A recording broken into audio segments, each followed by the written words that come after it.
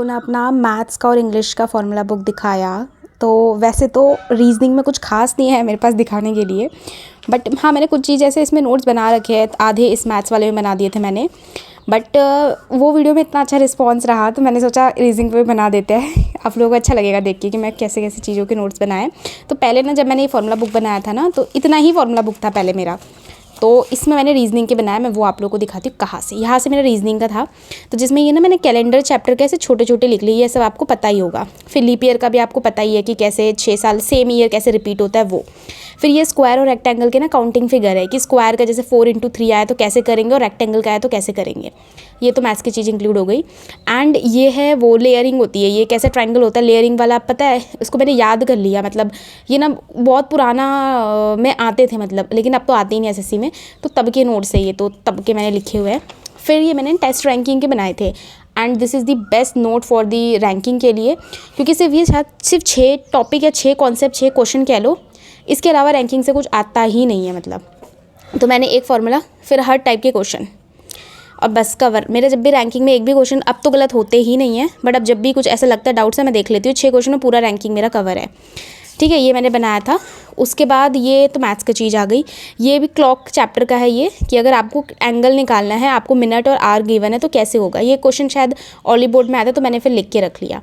बाकी सब फिर तो मैथ्स का ही है, इसमें और कुछ रीजनिंग का नहीं है ना। हाँ, पहले तो मैंने सिलोगिज्म का भी बनाया था, बट फिर मैंने वो सब अब छोड़ दिया। अब ये वाला मेन आता है ना।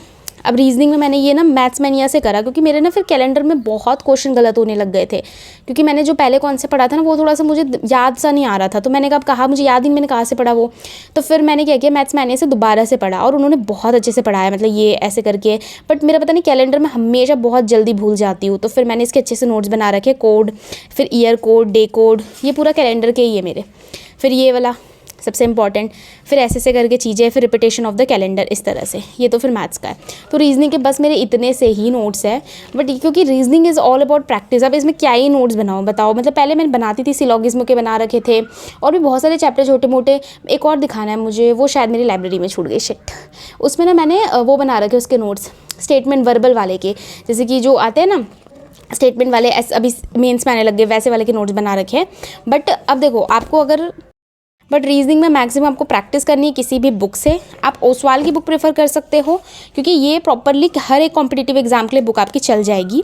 जैसे कि मैं इस बुक में आपको दिखाऊं तो सारे ही चैप्टर कवर हो रखे हैं आपके, verbal and non verbal. And Oswal books की आपको खासियत तो पता ही है कि जैसे कि ये इनमें ना शॉर्ट नोट्स मतलब इस तरह से बने हुए रहते हैं, तो अब आपको अलग से बनाने की ज़रूरत नहीं है। देखो डायरेक्शन इन डिस्टेंस के पूरे ऐसे फ्लो चार्ट में बना हुआ रहता है।